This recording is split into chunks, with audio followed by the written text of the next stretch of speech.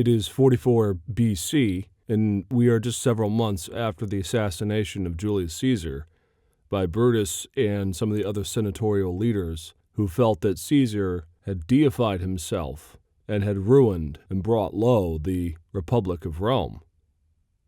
And just several months after the death of Caesar, there were held a number of games in honor of Caesar's life, of his victories, and of his leadership of the Roman people. And these games were very traditional. These were the kinds of things that were done for emperors after their death. Only in this case, in the sky, there was seen a comet streaking across the sky, visible to the naked eye, a comet that is today actually still referred to as Caesar's comet, or the Star of Caesar. And this comet stayed in the sky for 7 full days. And as a result, the Roman people, particularly led by Augustus, Caesar's adopted son and now the new heir to the Roman Republic, believed that this comet, this star streaking across the sky, was evidence that Caesar himself was now deified, that the gods had seen fit to take him up into the heavenlies and to make him not fully a god, but to make him one with them, that his afterlife would therefore be lived in the presence of the gods perpetually, eternally, deified as a good emperor of Rome who has earned the right to be a part of the pantheon itself. And this comet and this story about Caesar's deification really opens up a door into the world of the Roman pagan life, the Roman pagan understanding of worship.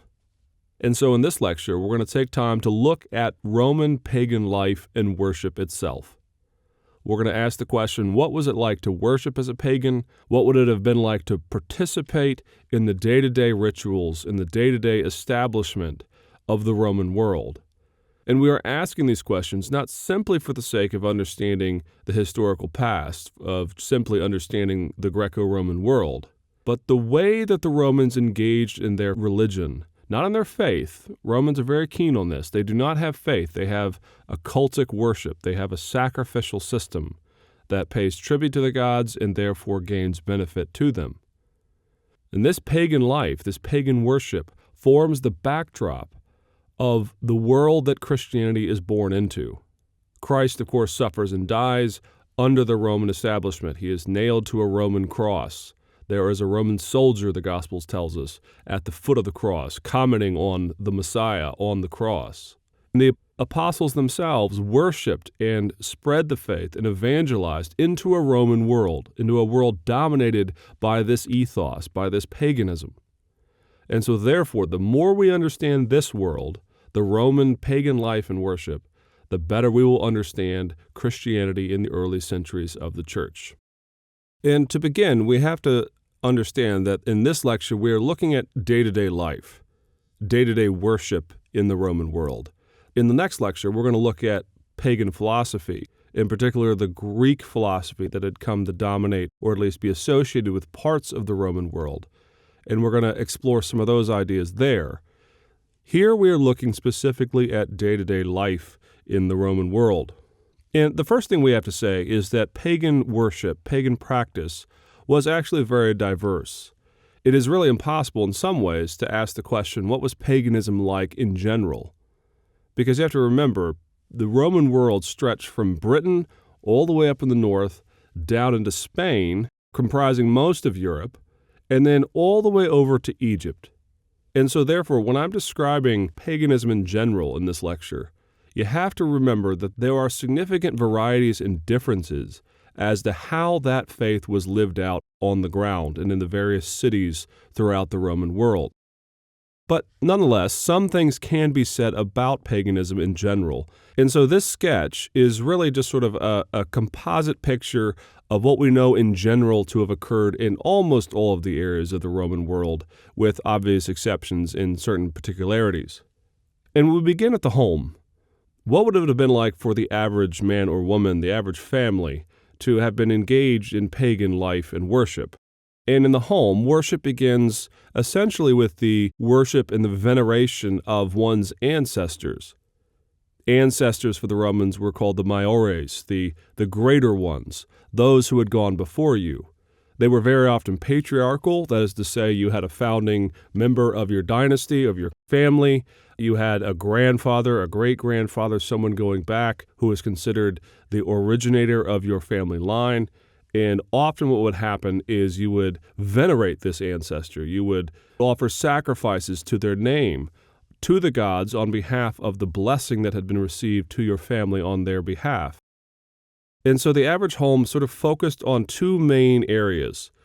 On the one hand, you had funeral rites and funeral oaths and certain practices that were associated with the funerals and the locations of the burials of your ancestors. Maybe on the anniversary of their death, maybe on a specific festival time, you would go to the place where your ancestors were buried and you would perform certain obligations. Certain oaths were said. You would venerate them. Again, you wouldn't worship your ancestors, but you would venerate them. You would honor their name. You would remember their name. You would recall their great deeds if there were some. Or you would recall the stories of your family and how you had come from a distant past to where you were now. In the home itself, there would often be a shrine of some kind. Now, that shrine could be to a deity that was considered to be part of the family household or somehow associated with your family. Maybe it was a deity that your ancestor had worshipped all those years in the past, and therefore you, as a dutiful son or daughter in the family, worshipped and offered incense or other oblations to a deity on behalf of the family itself. And there were all sorts of household gods and deities and obligations of this sort. And these lesser deities, now again, these aren't the big deities. You wouldn't have a shrine in your home necessarily to Jupiter or to Zeus or any of the more powerful, important gods. These would be the lesser deities. But these lesser deities were a pretty important lot. These deities would protect roads. They would protect the hearth in your home, the place where one gathered in the evening, where food was cooked, and all these things. The hearth was considered to be the focal point of the house itself, given the obvious need for warmth and food.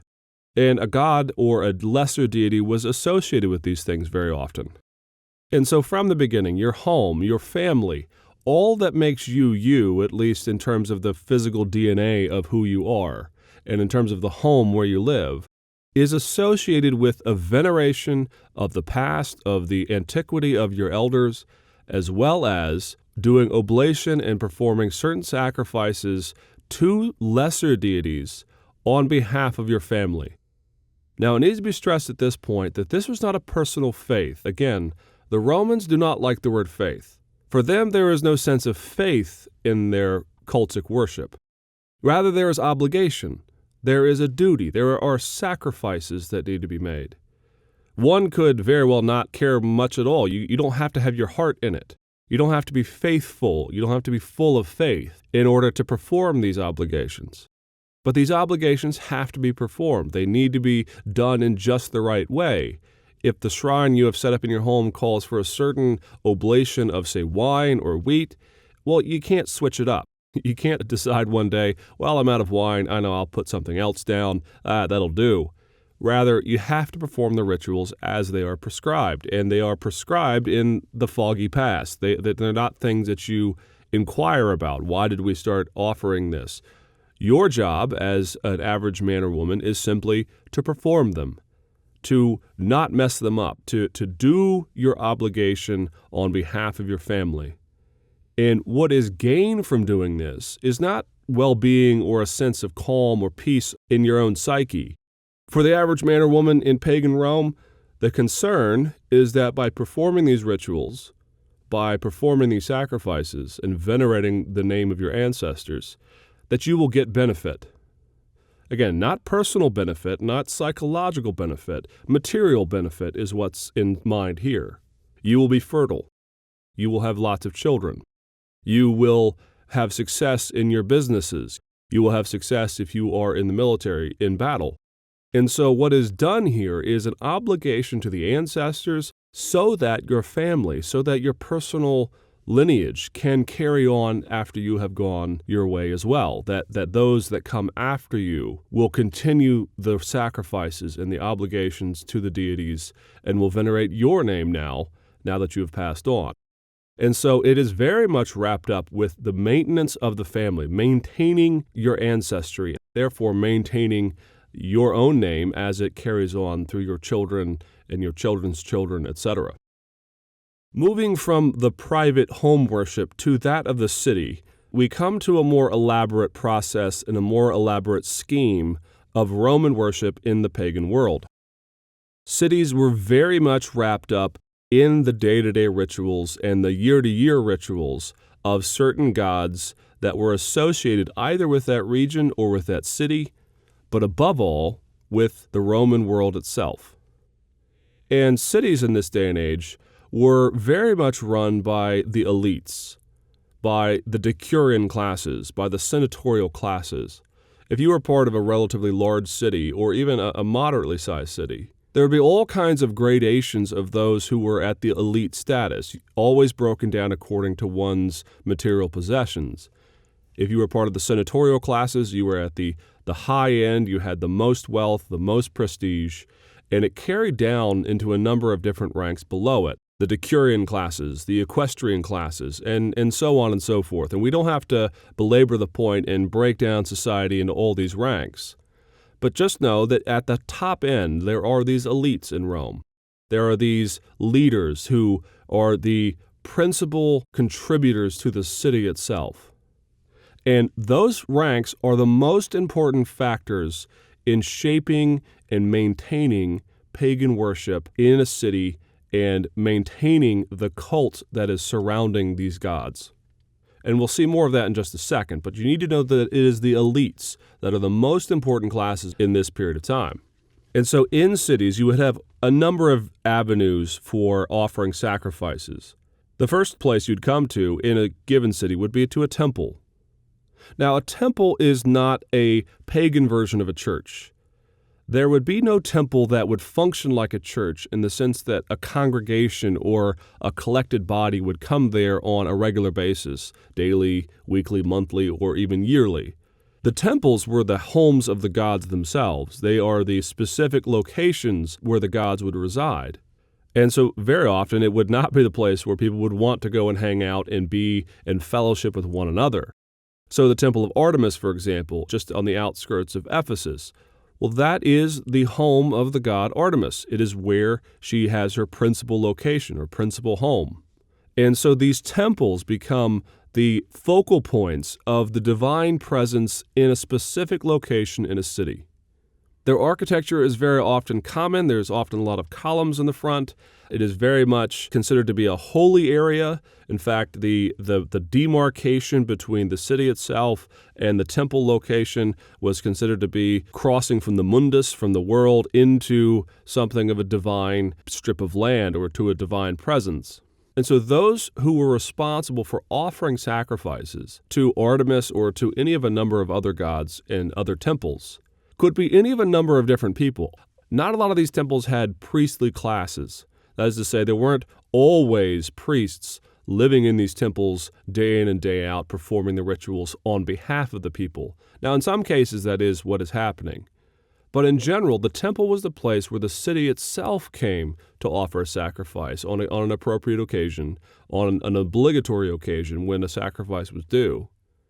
And at times, indeed in most cases, it would be the decurion classes or the elites, even the senatorial classes, who would be engaged in offering the sacrifice. Now, they would often be aided by priests or by those who were knowledgeable of the cultic rituals and the appropriate way when you need to zig instead of zag and these kinds of things. But the focal point of what is driving this are the elite classes. And there would be other things as well. Throughout the year, again, depending on your city, depending on the rituals that have been established in the past, you would have festivals. At certain points, you would have a festival to this god. At another time of the year, you'd have a festival to that god. And each god, each deity, had its own requirements for how the festivals were to be engaged, how they were to be conducted.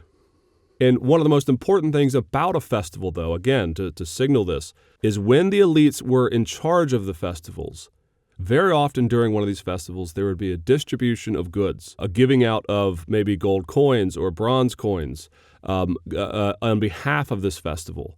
The elite classes would pay to have certain coins struck, and then those in the city who came out would get a distribution of this wealth.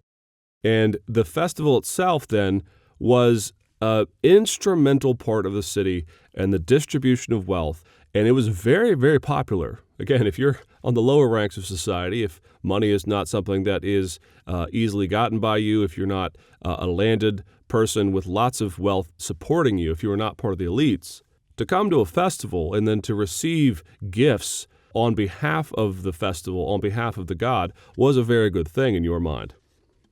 Another element of city worship would be any of a number of different processions. Now, a procession is a more specific and a more particular element of worship on the public level. Generally, what would happen is a statue to the god of some kind would very often be paraded through the city or paraded through a certain set of paths throughout the city, again, based on an obligation to whatever deity is being worshipped. And that god would then be processed, often to the theater or to the amphitheater in the city, and then again, a certain ritual, a certain process would then be engaged by the elites in seeking favor of this god. Now, the most important thing for the average worshiper, or for the city itself, was the taking of oaths or vows before the deity. It would be a very specific process. The goal of the average person was not to be ecstatic. It was not to be actually extremely heartfelt. In fact, according to Roman practice and Roman belief, to be overly exuberant, to be really passionate, almost fervent, is to be superstitious. Superstitio for a Roman is to seek to own the god and to force the god to do things, usually through exuberance or through ecstatic experiences.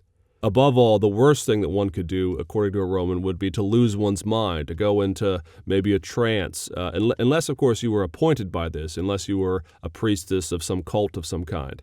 But the Romans always looked at cults in which people lost their minds, lost their senses, in which they were controlled by the gods. They had a poor view of these things. And again, you're going to see how Christianity is going to mesh with this even now. Christianity is very much about being heartfelt, about worshiping and loving their Lord. Now, it is not about controlling the Lord, and it's not about having superstition in that sense, but the Romans do not believe that one necessarily has to be passionate or heartfelt or exuberant for their faith. What matters is doing the rituals the right way and in the right order. Now, all of this in general, home worship and worship in the cities, is really buttressed and supported by a central feature of the Roman world, and that is the cult of the emperor. The cult of the emperor, if it had not existed, might very well have allowed all of the varieties of pagan worship in all of the sectors and all of the regions of Rome to kind of become their own little Galapagos islands of different faiths, and they might have been shaped and developed in hundreds of different ways, if not thousands.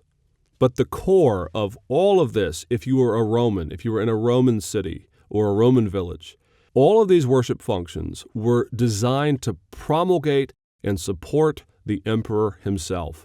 All of these were designed to venerate and to support the cult of the emperor as the focal point of the Roman state. Now, a couple of myths have to be dispelled at this point.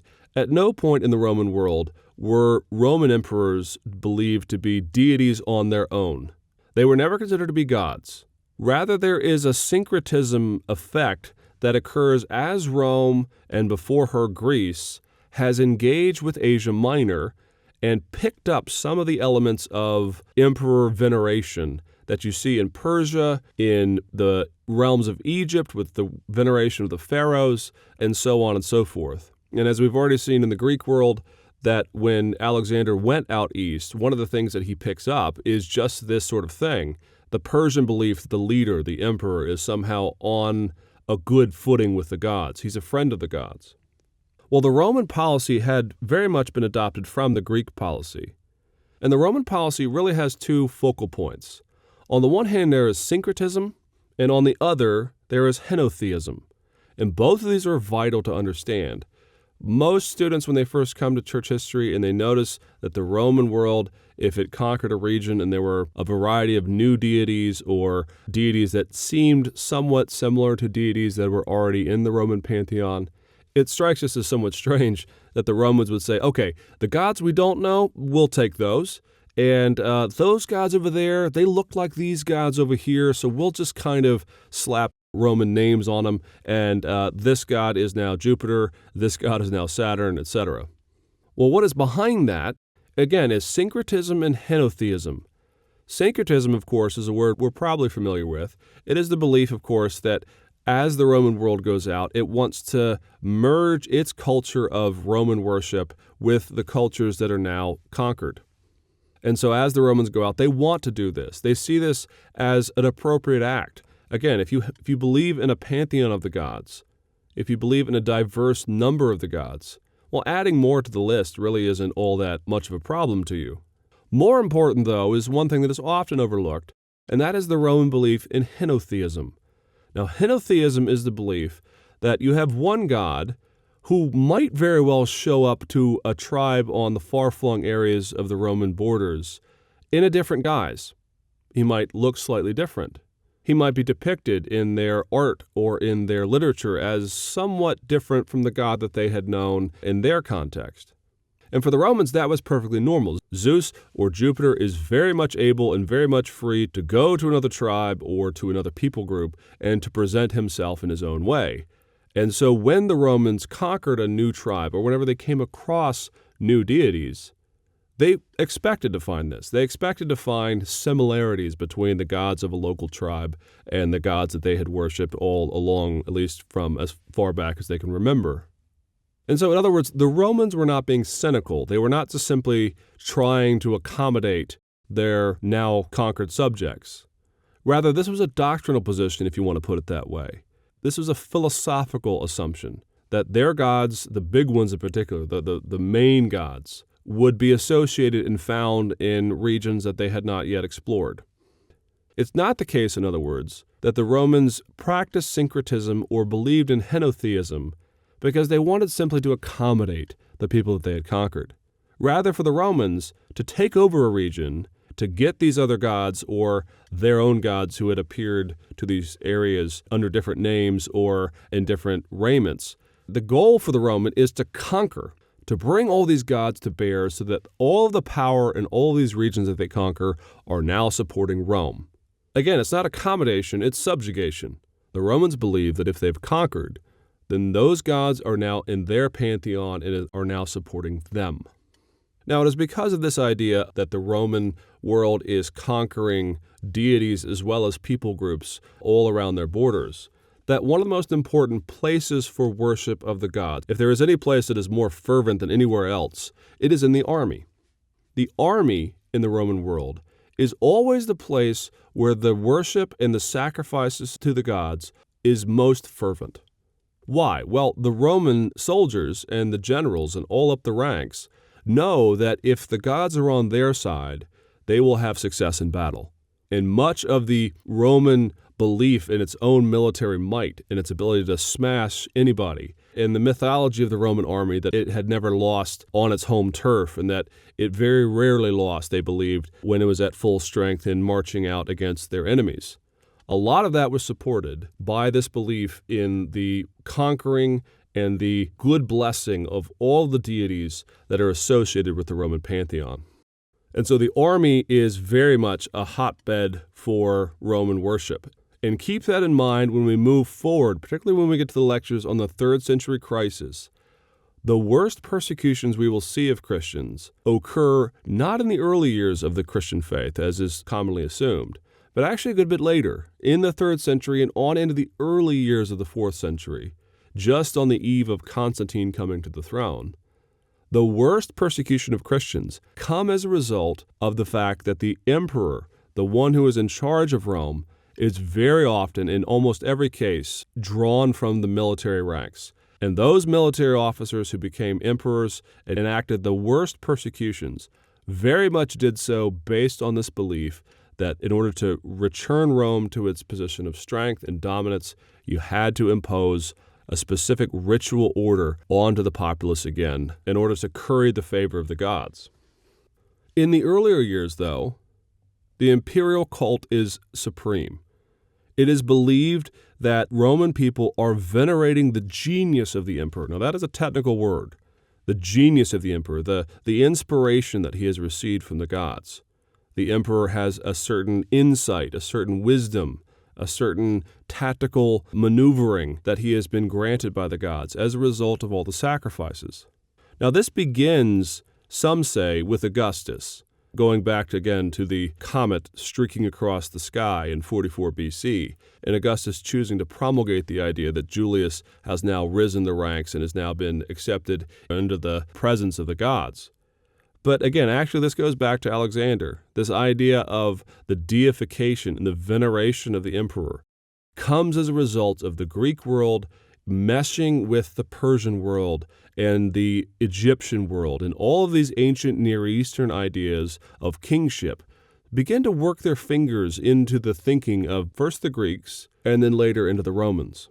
But Augustus, after the death of Julius, is very much on the forefront of institutionalizing this idea. He initiates the idea that Julius needs to be venerated as one who has received this genius from the gods.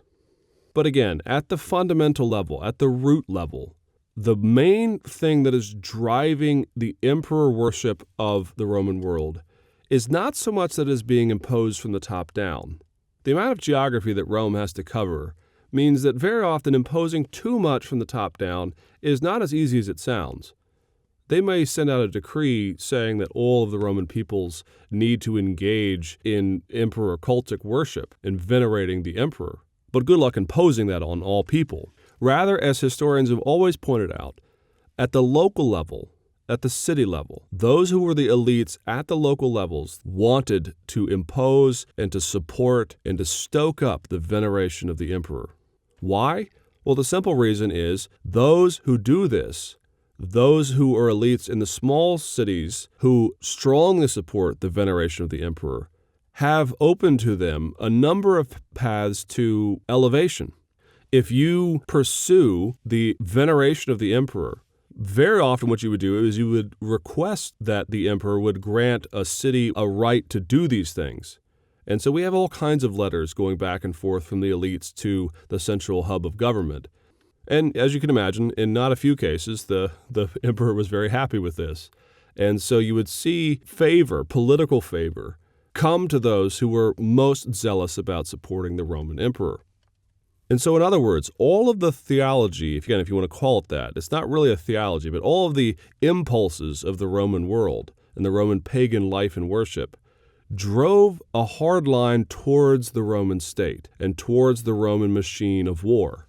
Those who support the government, those who support the Roman state, those who support and do their obligations to the gods are supporting, in their own small way, the enduring success of Rome against its enemies. Now, to conclude, how does this Roman life and worship interact with Christianity, or with Judaism for that matter? And there is actually two opinions by the Romans on this. When the Romans come across the Jews for the first time, they are actually a bit suspicious of them. They don't like the fact that the Jews are strict monotheists, that they will not allow Yahweh to be in any way associated with any of the deities in the Roman pantheon, and they will not, under any circumstances, sacrifice to the gods. Still, the Jews have one thing in their advantage.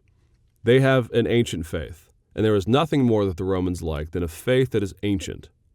An ancient faith is a good one, and what the Jews have above all else is they have a chronology that goes back centuries before the Roman Empire even came on the scene. And so therefore the Romans respected the Jews. At an arm's length they respected them. They still thought they were strange. But at one point the Jews are given a certain leeway in their worship. The Jews would be allowed to worship Yahweh in their own fashion, in their own way, so long as they pray for the emperor. If they pray to Yahweh on behalf of the emperor, then the Jews would be left alone. Now, that is a tense relationship that is going to come to all kinds of problems, not least in AD 70 when Rome destroys Jerusalem after a revolt amongst the Jews. The Christians, though, according to the Romans, are not considered to be attached to Judaism at all.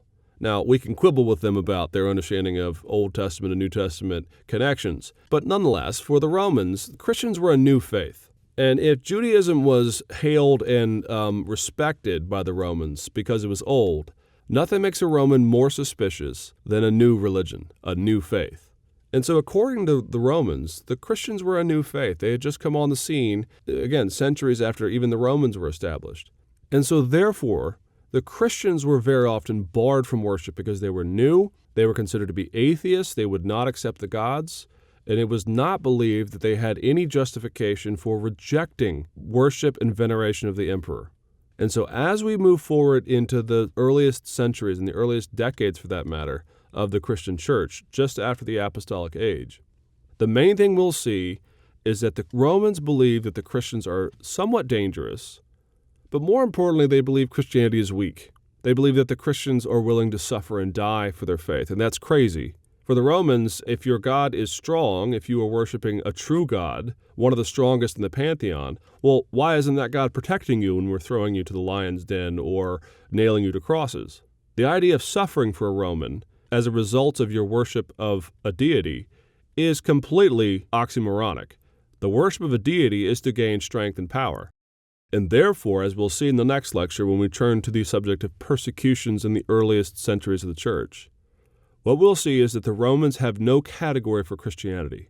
Why will the Christians not support the state? Why won't they just come to these sacrifices? They don't have to believe it. Why don't you just offer a pinch of incense? It doesn't mean anything, the Romans will think. And why do they reject our gods? Why do they think that their God is the only one? And why are they so new? Who are these Christians? And so when we turn in a later lecture to look at persecutions, one of the things we're going to see is that the Roman world and the Christian world are simply oil and water. They do not connect. They do not mix. They are different understandings of the religious life, of the life of faith. And so therefore, for centuries, until the coming of Constantine and the conversion of the emperor himself, Christianity and Roman pagan life are simply incompatible.